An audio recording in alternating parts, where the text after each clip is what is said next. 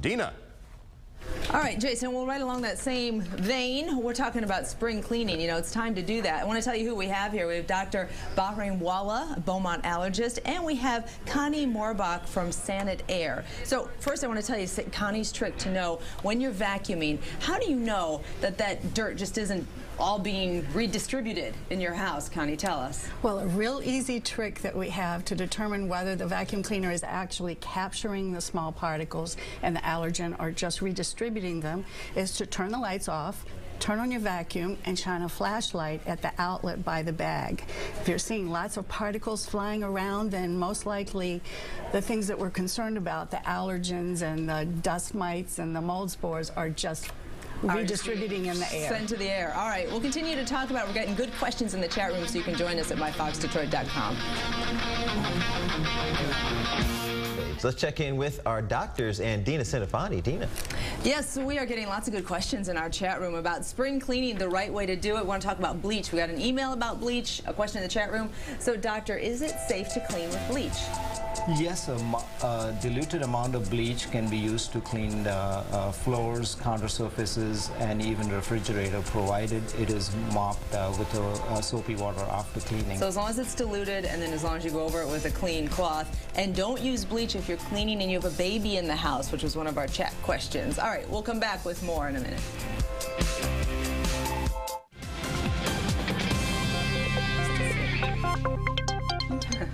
Spring cleaning is in the air, at least in some houses. It probably should be. Something else, though, may be lurking there, too. Toxins that you don't want to be breathing in. But when you do spring clean, you may actually be making things worse. So we've got Connie Morbach with Sanit-Air and Beaumont allergist Abdul Bahrainwala. Both here, and we're talking about keeping our indoor air healthy. Connie, I want to start with you. What is in our air in our houses that's potentially dangerous? Well, sometimes it's a chemical and mold soup. The contaminants we worry about are mold spores, chemical fumes from furnishings or paint, sometimes pesticides, and occasionally there can even be lead.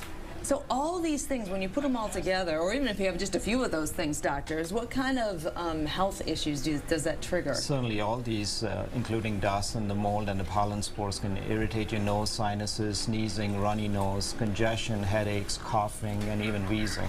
So if you suffer from chronic sinus problems, or you always seem to have a sore throat, it may be the air you're breathing in your very own home. Absolutely. Okay. Or you might be allergic to the dust. And Connie's company is the company that actually tests that indoor air quality and can determine sometimes if there is an abundance of these problems, right? Correct.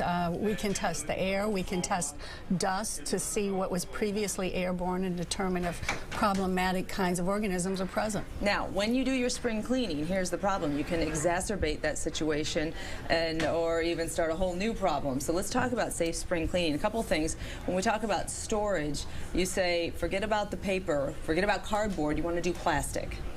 Yes, cardboard and paper, when it gets wet and moist, is mold candy, and many basements are one plumbing leak away from a toxic waste site because of the cardboard. Yeah, that's right, especially as we get into the rainy season. Move dust out, not around. So certainly, I mean, that's self-explanatory, but a feather duster is probably the worst tool to use. Absolutely.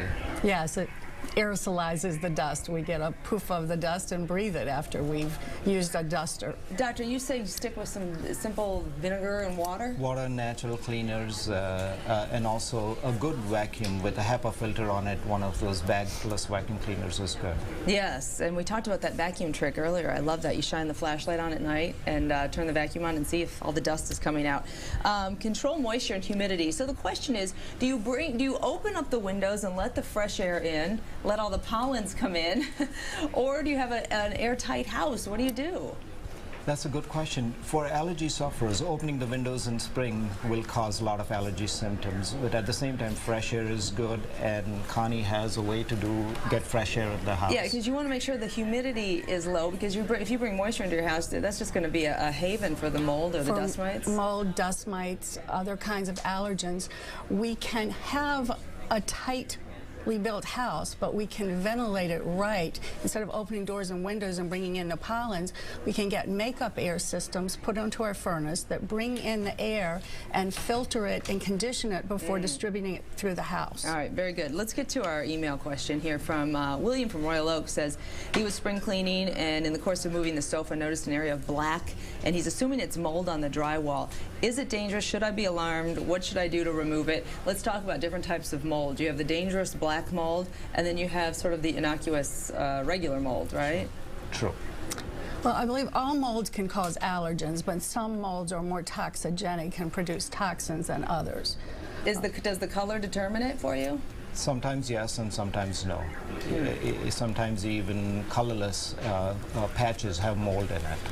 So what do you do? Well, there are hundreds of types of black mold. One of them that we're commonly concerned about is a mold called Stachybotrys, which does grow on very wet drywall.